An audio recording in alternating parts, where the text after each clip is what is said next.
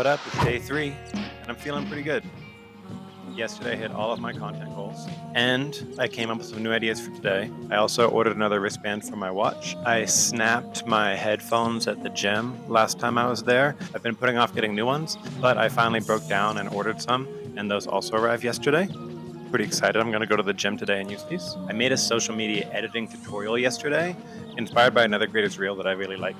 I used that as a stitch to make mine. I think it turned out really good. I'm probably going to make some more of those and incorporate those in my content plan.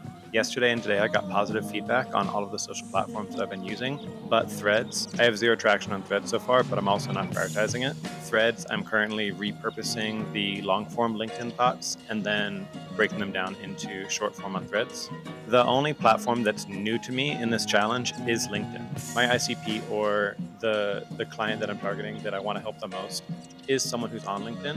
I'm also posting there daily, getting new connections, using LinkedIn as it's intended to be used, networking, posting thoughts, information, things like that. Understanding the client on LinkedIn better is very valuable for me. I'm able to see what their needs are, and then also to realize the large discrepancy between what I perceive as the average social media user and the business professionals on LinkedIn. The core of my strategies is parasocial relations. Everything that I do is kind of built around that. And that's a term that's very unfamiliar to the people in the LinkedIn space. And coming up with the most effective way to bridge the knowledge gap between these two audiences is going to be a really fun challenge. The more time that I spend on LinkedIn, seeing the thoughts, concerns, when it comes to social media, people just talk about numbers. More reach, more followers, more value. That isn't what actually moves people.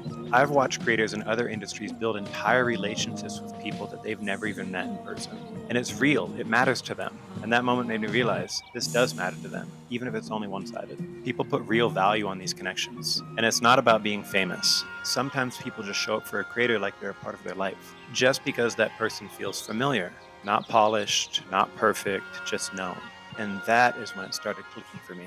You don't need millions of followers. You just need a couple hundred people that are emotionally connected to you, and you can build an entire personal brand off of that. And the thing that keeps surprising me is how scalable that really is. You make one video, and suddenly hundreds of people feel like they're a part of your day. Not because you taught them something, but because they felt something. It can be a very powerful relational connection and still be completely one-sided and still feel sincere. And sometimes these creators don't even realize they've built trust at this scale. So many of these creators don't realize the value of the audience they have built. They don't know it yet, but there's thousands of people that would buy from them without a second thought. So, like I said, I'm on LinkedIn now. That is where the people live that I want to help the most. The business world is still out here writing newsletters and cold email strategies. They're discussing these strategies like they haven't been talking about the same thing for like 50 years at this point. Meanwhile, a 22-year-old makes a quick video on their phone while they're like peeling an orange or something and ends up with more trust than a company ever could. I've watched it happen over and over and over. The creators that usually get traction, it's not because their content is valuable. It's because their audience feels like they know them. Doing this process myself is helping me realize how many people are quietly looking for trust. And sometimes that someone is just a stranger in their phone. And when I zoom out, the most overlooked business move right now, just showing up consistently as yourself. Not pitching, not oversharing, just being someone people feel like they know. Because if somebody knows you, they trust you, and trust scales. Trust turns into sales, loyalty, shares, referrals, whatever you're trying to build. Trust is important. Don't try to sell anything, just be yourself.